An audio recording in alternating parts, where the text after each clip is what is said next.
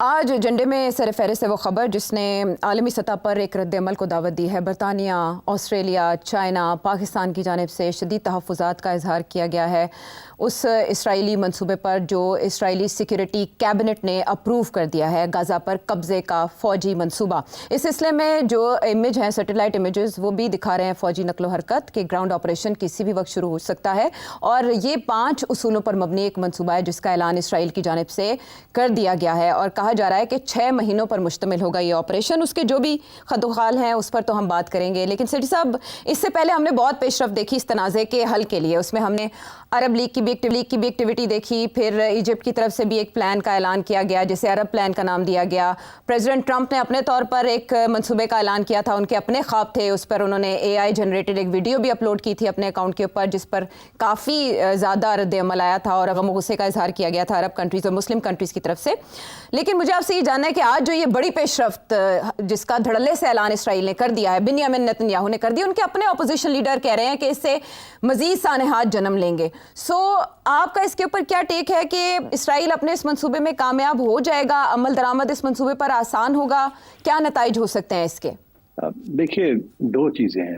ایک یہ کہ کیا اسرائیل نے یہ کہا ہے کہ سارا غازہ جو ہے وہ ہم انیکس کرنے لگے، یا یہ کہا ہے کہ جہاں اس غازہ کے ان علاقوں میں جہاں اس وقت ان کی فوج ہے، IDF ہے، اس کو وہ فوج کو اور مضبوط وہاں کریں گے اور سیٹلرز کو بھی وہاں لا کے ان کو سیٹل کریں گے، تاکہ یہ ایک غازہ کے اندر ایک ایریا جو ہے وہ اسرائیلی سیٹلرز اور اسرائیلی آرمی جو ہے اس کو آکوپائی کر لے۔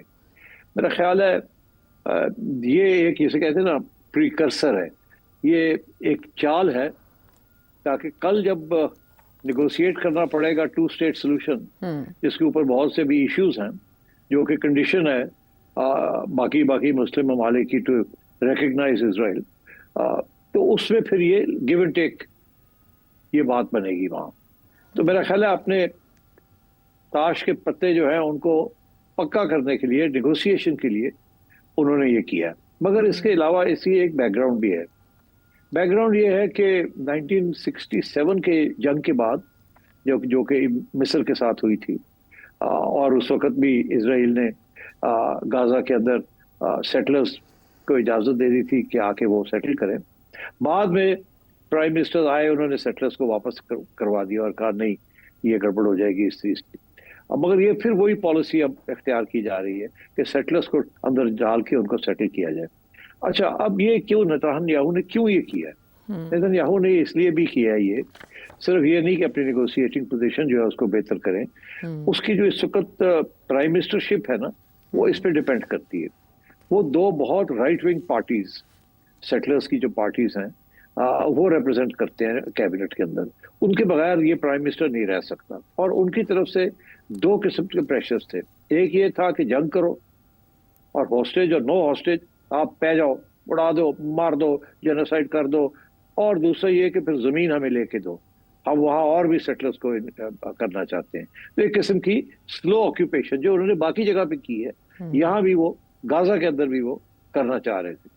تو میرا خیال ہے کہ وہاں کیونکہ نیتن یاہو کی پوزیشن ویسے انٹرنیشنلی بڑی کمزور ہوگی، تو اسے فکر تھا کہ اب میں اسرائیل کے اندر اگر میں کمزور ہو گیا تو پھر میرا کیا ہوگا، میری چھٹی نہ ہو جائے۔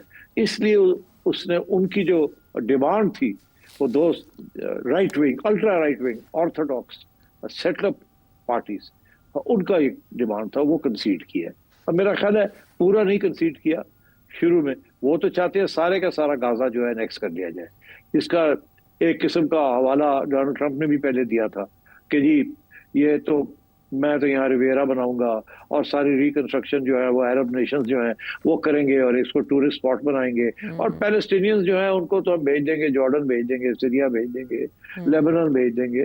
تو ان کا کیا ہے، وہ تو آلریڈی لارج پاپولیشنز لیبنان میں ہیں، جارڈن میں ہیں، تو ان کا کیا ہے، وہ تو اس سے زیادہ پیلسٹینینز جو ہیں وہ پیلسٹائن سے باہر ہیں، تو یہ بھی وہاں چلے جائیں اور اس کو ہم بنا دیں گے ایز اے ریویرا، اور بیسکلی اسرائیلی آؤٹ پوسٹ۔ تو میرا خیال ہے کہ وہ تو بات چلی نہیں، اس کے تو بڑا ریئیکشن آیا تھا، مگر اب یہ جو قدم اٹھایا ہے نیتن یاہو نے، دس از سروائیول۔ ایک طرف سروائیول ہے انٹرنلی اسرائیل کے اندر، as a prime minister because کافی اس کے اوپر کمزوری، اس کے اوپر اٹیک آ رہی ہے. اور دوسرا یہ کیونکہ آپ نے بھی ابھی حال ہی میں ایک بہت سیریس ڈاکیومنٹ لکھا گیا ہے جس میں اسرائیل کے پچھلے پرائم منسٹرز اور آرمی چیفز جی میجورٹی والوں نے یہ لکھا ہے کہ یار یہ بند کرو جنگ، اور اس کے ساتھ اسرائیل کا بہت نقصان ہو رہا ہے، اور آپ جو ہاسٹیجز کے ساتھ نیگوشیٹ کر کے ان کو ریلیز کریں، اور آپ یہ بند کریں جو مار رہے ہیں لوگوں کو، بچوں کو. تو یہ تو بہت بڑا وہاں ایک ریئیکشن آ رہا ہے. مگر اس کی پارلیمنٹ کے اندر جو پرابلم ہے اس کا وہ ہے the two right wing parties، اس لیے وہ کنسیڈ نہیں کر رہا. تو میں سمجھتا ہوں کہ ڈومیسٹک اسرائیلی پالیٹکس اس وقت چل رہی ہے، اور ساتھ ساتھ ظاہر ہے کہ جب اس نے فائنل نیگوسیشن کرنی ہے آگے جا کے، تو وہاں بھی اپنا ہاتھ مضبوط کرنا چاہتا ہے کہ دیکھیں یہ تو آلریڈی ہو چکا، یہ تو میری سروائیول کی بات ہے، اب اس کے آگے بات کریں، یہ بات تو ہو چکی ہے. تو اس قسم کی میرا خیال ہے ڈیولپمنٹس ہو رہی ہے وہاں. مگر ظاہر ہے عائشہ جیسے آپ نے کہا، اس کا تو بہت بڑا ریئیکشن آئے گا. یہ جو ساری ڈونلڈ ٹرمپ کی کوشش ہے کہ اسرائیل کی ریکگنیشن کرا لی جائے، اس قسم کی چیز کے بعد تو بڑا سخت ریئیکشن آئے گا.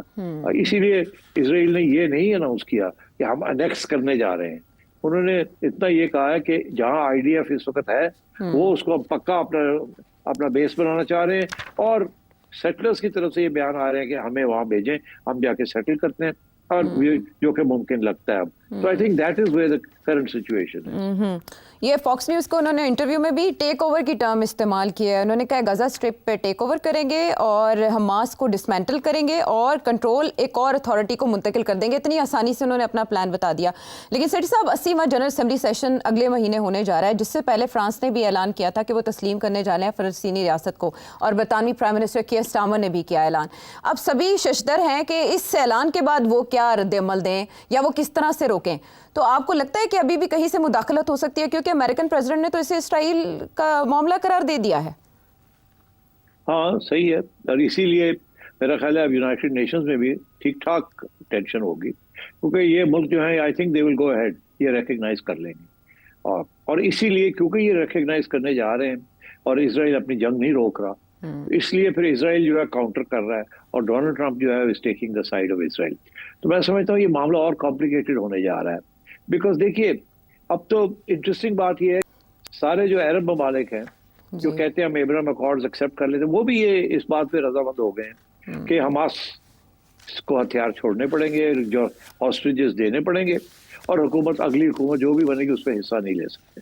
حماس کے خلاف تو سارے ہو گئے کہ وہ ایک فورس ہے جس کو ختم کیا جائے.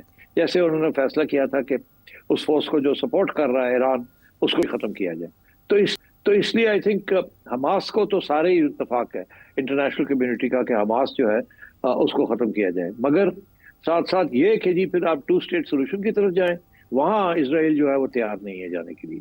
وہ تو یہ کہتا ہے ہم بنائیں گے، ساری ایڈمنسٹریشن بھی ہمارے پاس ہوگی، سیکورٹی بھی ہمارے پاس ہوگی، تو یہ نہیں ہوگا کہ جناب کو آٹونومی مل جائے گی 2 اسٹیٹ کی. وہ اسرائیل ابھی بھی تیار نہیں ہے اس کے لیے. اور دوسری طرف ہم نے دیکھا کہ ایک کانفرنس ہوئی تھی جس میں عرب لیگ بھی ایک سٹیک ہولڈر کے طور پر شریک ہوئی. اس کو کو چیئر کیا تھا سعودی عربیہ اور فرانس نے، جس میں باقاعدہ پلان دیا گیا تھا، اور پہلی بار حماس کے اقدام کی، اکتوبر 7 کے اقدام کی مذمت کی گئی تھی، اور یرغمالی و مغویوں کی واپسی کا مطالبہ بھی اس میں کیا گیا تھا. تو اب اس اعلان کے بعد سعودی عرب کو آپ کہاں دیکھتے ہیں؟ دیکھیے سعودی عرب کو بھی تو اپنی ساری چیز سوچنی پڑے گی نا. سعودی عرب کے ساتھ جو ڈیل ہوئی تھی وہی ڈیل ہوئی تھی UAE کے ساتھ. UAE تو انہوں نے تو ریکگنائز کر لیا. سعودیز کے لیے زیادہ پرابلم ہے، بیکاز وہاں بڑی جو ساری پرانا جو سارا سعودی موقف رہا ہے وہ تو بیسکلی بڑا کنزرویٹو کنٹری ہے اور اینٹی اسرائیل. تو سعودیز کے لیے پرابلم بنے گا. آپ نے صحیح نشاندہی کی. پاکستان کے لیے پرابلم بنے گا، سعودیز کے لیے پرابلم بنے گا. اب سعودیز کیا کریں گے؟ سعودیز تو جو ان کا موقف ہے کہ 2 اسٹیٹ سولوشن، اس کی گارنٹیز دیں ہمیں. اب وہ گارنٹیز کیا دیں گے؟ ڈونلڈ ٹرمپ کی کوئی بات مانتا ہے؟ اسرائیل کی کوئی بات مانے گا؟ یہ جو ڈکلیریشن آیا تھا اس کی وجہ سے حماس پر کافی دباؤ آیا تھا، لیکن آج کے اس اعلان کے بعد حماس نے سخت رد عمل دیا ہے، اور انہوں نے کہا ہے کہ وہ اسرائیل کو کسی صورت غزہ پر مکمل کنٹرول